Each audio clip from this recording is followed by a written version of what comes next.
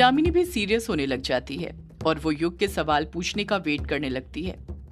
युग कुछ सीरियस होते हुए यामिनी से कहता है, यामिनी तुम्हें वो रात याद है जब सप्तम चक्र के पास चारों तरफ धुआं छा गया था और तुम और मैं पूरी तरह उस काले साए की गिरफ्त में थे। वो तुम्हारा गला दबा रहा था और उसने मेरी कलाई पकड़कर रखी हुई थी। यामिनी भी सीरियस होते हुए कहती है, हाँ युग बाबू, मुझे वो रात अच्छे से याद है। मैं उस रात को कैसे भूल सकती हूँ भला। युग अपनी बात आगे जारी रखते हुए कहता है, यामिनी उस रात की एक बात है जो मैंने अब तक नहीं बताई। उस रात में धुआं छाने के बाद मुझे कुछ नजर नहीं आ रहा था और थोड़ी देर बाद ही मुझे ऐसा लगने लग गया जैसे मैं एक अलग ही दुनिया में चले गया हूँ और वहां पर मुझे बस काला साया नजर आया, वो भी भक्षानिर के रूप में। उस रात उसने मुझसे कई बातें की थी। यामिनी हैरानी के साथ कहती है, कैसी बातें युग बाबू। युग यामिनी के सवाल का जवाब देते हुए कहता है, उसने मुझे मेरे अतीत से मुलाकात कराई यामिनी, मुझे अपने आप से रूबरू कराया, मुझे बताया कि मैं कौन हूँ। यामिनी अजीब सा मुंह बनाते हुए कहती है, युग बाबू आप कहना क्या चाह रहे हैं, मैं कुछ समझ नहीं पा रही हूँ। युग बड़ी चालाकी के साथ कहता है, तुम्हें अभी सब समझ में आ जाएगा यामिनी कि मैं क्या कहना चाहता हूँ, बस पहले तुम मेरे एक सवाल का जवाब दे दो। यामिनी अपनी दोनों भवें ऊपर उठाते हुए तुरंत युग से कहती है, कैसा सवाल युग बाबू। युग यामिनी को घूरते हुए भारी आवाज में पूछता है, क्या तुम्हें पता है कि घाट पर जो औरतों के शिकार अमावस्या पूर्णिमा की रात होते थे वो कौन करता था। जैसे युग यामिनी से ये सवाल पूछता है, यामिनी घबराने लग जाती है। यामिनी की घबराहट उसके माथे पर उभरती पसीने की बूंदों से साफ समझ आ रही थी। उसके चेहरे के एक्सप्रेशन अचानक से बदलने लग जाते हैं। यामिनी बस घबराती रहती है, युग के सवाल का कुछ जवाब नहीं देती है। युग उसी वक्त उठकर बैठता है और यामिनी को भी उठाते हुए फिर उससे पूछ पड़ता है, बोलो यामिनी, क्या तुम्हें पता था उन औरतों के शिकारों के पीछे कौन था। यामिनी अभी भी कुछ नहीं बोलती है, बस घबराती रहती है। युग अपने हाथों से अपनी तरफ इशारा करते हुए धीरे धीरे कहता है, वो मैं था ना यामिनी, मैंने ही उन औरतों के शिकार किए थे ना। युग अपने सीने के भीतर एक लंबी आह भरते हुए कहता है, उस काले साए ने उस रात मुझे यही बताया था कि मैं भी उसी की तरह हूँ, एक भक्षानिर। उसे मुझे भक्षानिर बनाने की कोई जरूरत नहीं थी क्योंकि मैं तो पहले से ही एक भक्षानिर बन चुका था और मैंने ही उन औरतों के साथ संभोग करके उनके शिकार किए थे। यामिनी की घबराहट और ज्यादा बढ़ने लग जाती है पर वो कुछ कहती नहीं है। युग फिर बोल पड़ता है, उस काले साए ने उस रात मुझे ये भी बताया यामिनी कि तुम्हें पता था कि उन औरतों के शिकार के पीछे मैं ही हूँ। तुमने खुद एक रात मुझे घाट पर शिकार करते देखा था। इतना कहकर युग खुद चुप हो जाता है। यामिनी का दिल और जोरों से धड़कने लग जाता है। कमरे के अंदर सन्नाटा छाने की वजह से युग यामिनी के दिल की धड़कन एकदम साफ सुन पा रहा था। युग यामिनी पर दबाव बनाते हुए कहता है, तुम कुछ बोल क्यों नहीं रही हो यामिनी, बोलो क्या ये सब सच है। यामिनी बात को बदलने की कोशिश करते हुए कहती है, युग बाबू जो हो गया सो हो गया, आप इन सब बातों को अब क्यों याद कर रहे हैं, इन बातों से अब कुछ नहीं होने वाला है। युग अपनी बात पर अड़ते हुए कहता है, इन बातों से ही बहुत कुछ होने वाला है यामिनी, मेरा सच जानना बहुत जरूरी है। बोलो क्या तुम्हें पता था कि मैं औरतों के शिकार करता था। यामिनी अपने दिल पर पत्थर रखते हुए कहती है, हाँ युग बाबू मुझे पता था। युग तुरंत यामिनी से पूछ पड़ता है, अगर तुम्हें ये बात पता थी तो तुमने मुझे कभी बताई क्यों नहीं यामिनी। यामिनी खामोश रहती है, युग से कुछ नहीं कहती है। युग यामिनी पर चिल्लाते हुए कहता है, तुम चुप क्यों हो यामिनी, बोलो, मैं कुछ पूछ रहा हूँ तुमसे। अगर तुम सब कुछ जानती थी तो तुमने मुझे बताया क्यों नहीं बताया कि मैं भक्षानिर बहुत पहले ही बन चुका था। यामिनी युग के सवालों से तंग आते हुए आक्रोश के साथ बोल पड़ती है, क्योंकि मैं खुद उस वक्त ये पता लगाने की कोशिश कर रही थी युग बाबू की औरतों के शिकार जो आप कर रहे हैं वो आप खुद कर रहे हैं या फिर कोई और आपसे करवा रहा है। आप जानते हैं वो आप नहीं थे, आपके अंदर वो काला साया समाया हुआ था, वो आपके अंदर घुसकर औरतों के शिकार कर रहा था, ना कि आप। युग शांति के साथ यामिनी की सारी बातें सुनते रहता है, उसे बीच में बिल्कुल नहीं टोकता है। यामिनी युग को सारी बात बताते हुए कहती है, युग बाबू आप खुद ही सोचिए ये बात मैं आपको कैसे बता देती।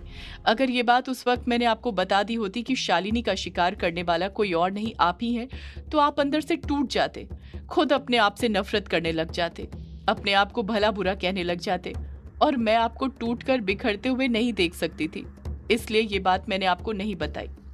युग नम लहजे के साथ कहता है, पर यामिनी तुम्हें पता था ना कि हम लोग कितने परेशान हो रहे थे इस बात का पता लगाने के लिए कि औरतों की शिकार कौन कर रहा है, फिर भी तुमने मुझसे कुछ नहीं कहा। यामिनी कहती है, युग बाबू मुझे सब पता है, पर आप मेरी बात समझने की कोशिश कीजिए। उस समय हालात बहुत खराब थे। हम लोग और भी बहुत सारे राज की बातों का पता लगाने में व्यस्त रहते थे। मैं आपको कुछ बताती उससे पहले ही उस काले साई ने खुद आपका शरीर छोड़ दिया था, क्योंकि वो कमजोर हो रहा था। इसी वजह से फिर मैंने आपको कुछ नहीं बताया था। युग यामिनी से कुछ कहने ही वाला था कि उससे पहले यामिनी बड़ी ही हमदर्दी भरे लहजे में युग से कहती है, एक और बात युग बाबू, जो आप हमेशा याद रखना, ना आप कभी बुरे थे, ना आप कभी बुरे बनेंगे। उन औरतों के शिकार आपने अपनी मर्जी से नहीं किए हैं, बल्कि उस काले साई ने आपसे कराए थे। इसलिए आप अपने आप को बुरा भला मत कहिए। आप उसकी तरह भक्षानर बिल्कुल नहीं है, समझे आप? युग नम लहजे के साथ कहता है, सच में यामिनी, मैं भक्षानर नहीं हूं ना? यामिनी बड़े प्यार से युग से कहती है, नहीं युग बाबू, आप भक्षानर न पहले थे, न अब हैं, न कभी बनेंगे। आप तो बस मेरे युग बाबू हैं, समझे आप? इतना कहकर यामिनी युग को अपनी बाहों में भर लेती है।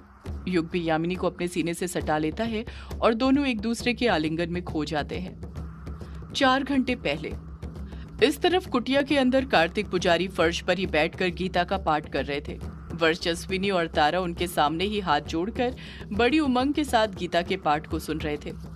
कार्तिक पुजारी गीता का श्लोक पढ़ते हुए कहते हैं, ध्यायतो विषयान पुसः संगस्ते पुष्पजायते संगात् जायते कामः कामात् क्रोधो अभिजायते। कार्तिक पुजारी वर्चस्विनी और तारा दोनों को बारी बारी देखते हुए श्लोक का अर्थ समझाते हुए कहते हैं, श्री कृष्ण कहते हैं कि हे अर्जुन, विषयों अथवा कामनाओं के बारे में लगातार सोचते रहने से मनुष्य के मन से उस वस्तु के प्रति आसक्ति उत्पन्न हो ही जाती है। वर्चस्विनी कार्तिक पुजारी को बीच में ही टोकते हुए कहती है, आसक्ति मतलब पुजारी जी? कार्तिक पुजारी जवाब देते हैं, आसक्ति मतलब लगाव वर्चस्विनी बेटी। आसक्ति से कामना और तृष्णा अर्थात उस वस्तु को पाने की इच्छा उत्पन्न हो जाती है, और किसी भी कारण से यदि कामना पूर्ति नहीं हो पाए तो क्रोध उत्पन्न होता है।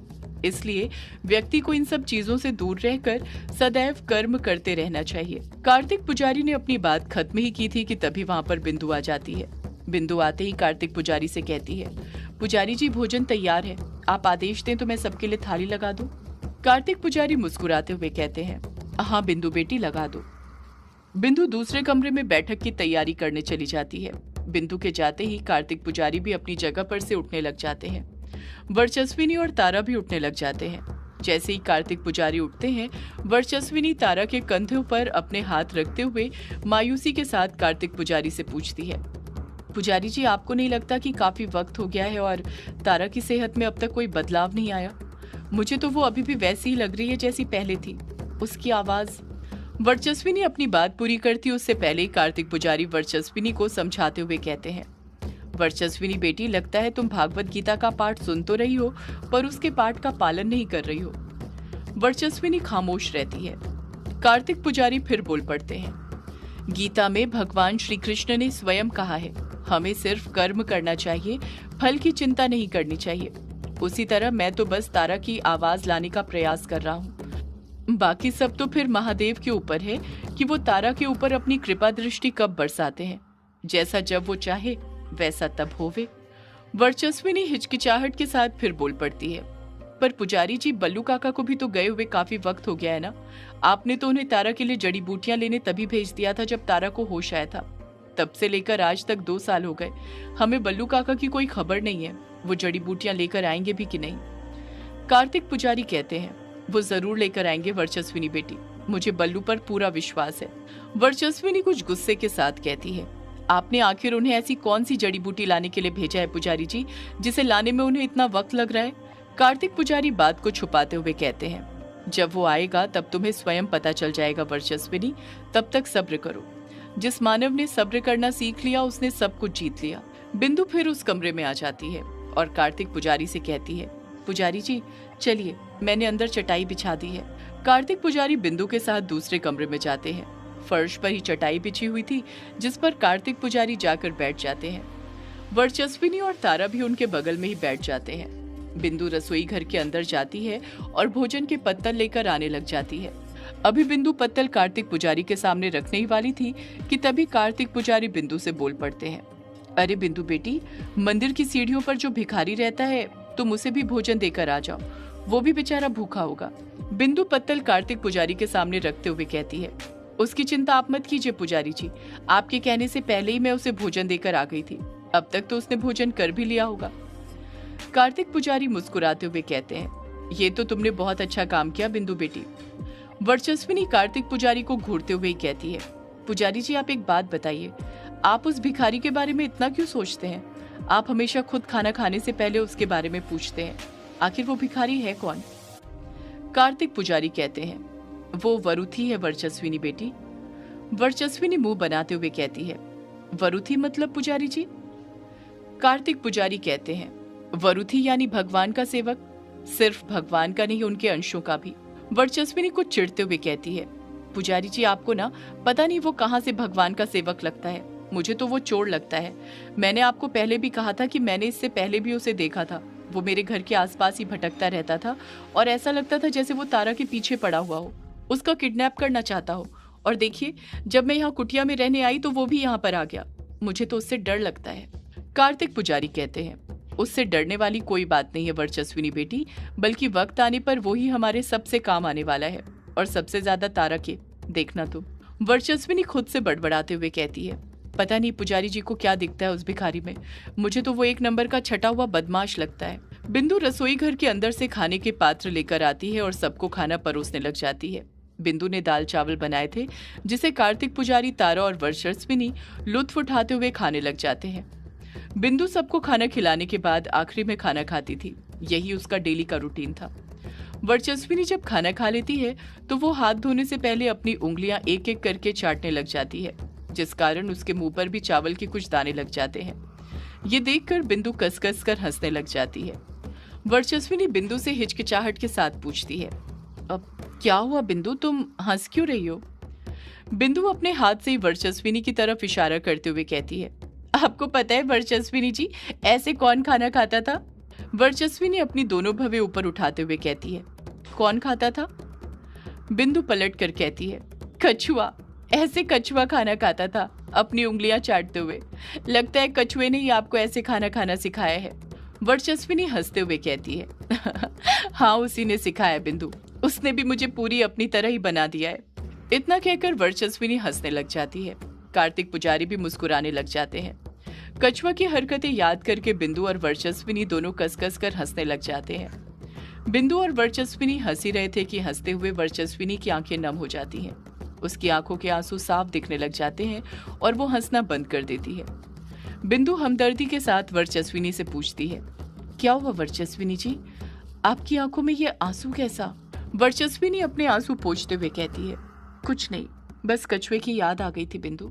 बिंदु भी कुछ मायूस होते हुए कहती है, कछुए की याद तो मुझे भी आती है। वो नौटंकी था पर दिल का बहुत साफ था। जानबूझकर अजीबोगरीब हरकतें करता था ताकि अपने दोस्तों को हंसा सके, उनके चेहरे पर मुस्कान ला सके। वर्चस्विनी अपने गुस्से को अपने अंदर दबाते हुए कहती है, और उसके ही एक दोस्त ने उसकी जान ले ली। काश उस रात कछुआ यहीं पर हमारे साथ रुक जाता। वर्चस्विनी गुस्से के साथ कहती है, उस युग ने मार दिया कछुए को।